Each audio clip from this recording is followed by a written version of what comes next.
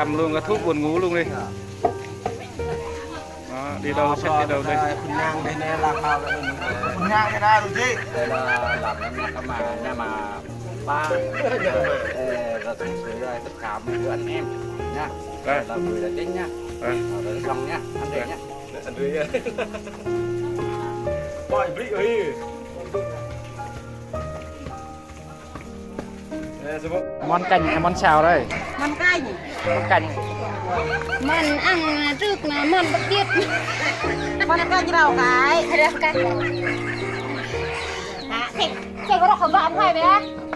Đói luôn. Quay bò như nơi nè. Quay tội ngặt nó bắt cột đấy, nó khó năng lên tảng. Quá ngon luôn. Đây theo phong tục truyền thống đồng bào từ ngày hôm xưa đến bây giờ vẫn như thế. Là mì nấu cháo đây, có măng, có gạo giá. Đúng rồi, tốt lắm, ăn quá ngon luôn.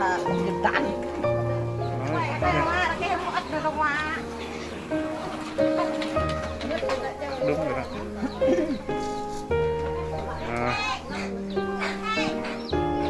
Thịt gà nướng đặc cấp.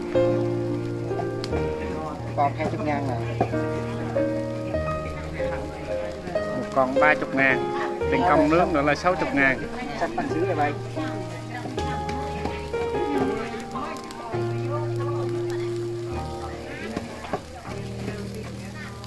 Cay quá. Còn gà nướng là nè. Quẹt cái Gia vị chấm gà nướng.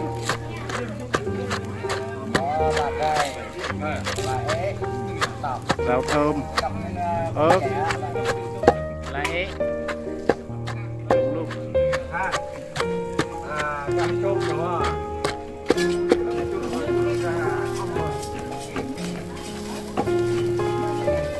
Tuyệt vời luôn. Món nông dồi. Kênh nha, quẹt này. Kênh đó mà nên đó mà. Gốc Là món tiếp theo, xào. Món tiết canh.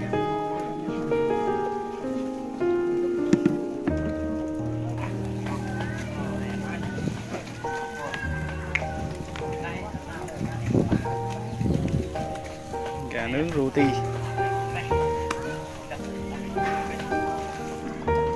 Để món lá mì nấu cháo rồi.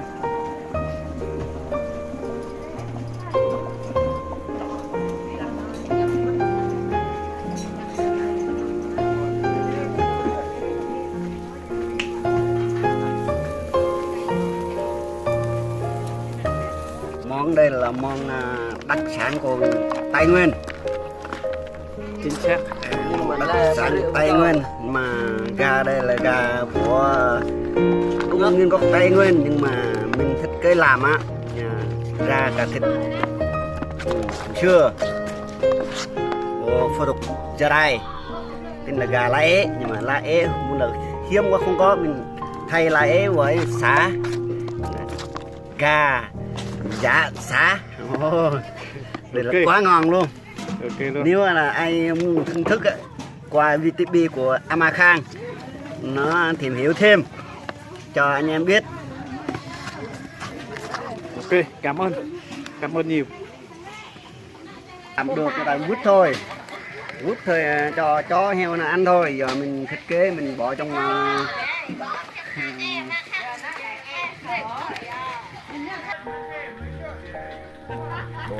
đỏ mình giá xá thành gió heo.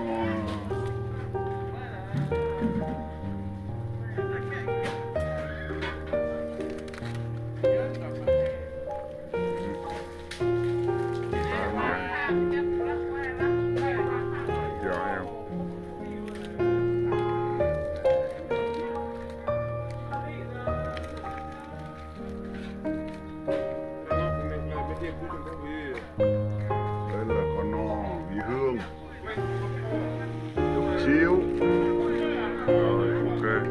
là thịt. bột ngọt.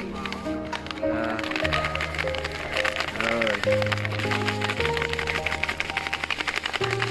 Đây. Hơi bao nhiêu? Cái này nữa là Lấy. lá thơm gai, ngò gai á, ngò gai này nếu phô tục mình là lá cát, lá cát là ngò gai Chuẩn. rồi, còn xíu cho nó thơm, xong mình lấy cái đòn xong mình chả Cái chai. Cái đòn cái chai. Chai giá. chưa, cái này nó lúc vậy, Với cái chai giá. đó, vui tới đi đây là chết rồi. Nè bà con xem mà nhớ đăng ký kênh hay là không đăng ký kênh đây. Phải đăng ký kênh ngay. Mới ăn được cái giò heo đây. Bao nhiêu người ta làm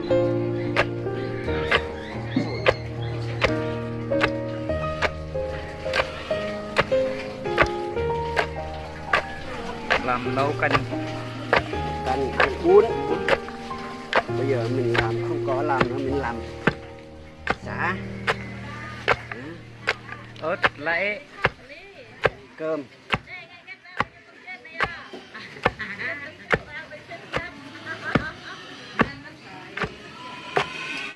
Thịt gà nướng đẳng cấp. Còn 20.000 này. Một con 30.000. Tiền công nướng nữa là 60.000. Sắp bánh xứ rồi bay.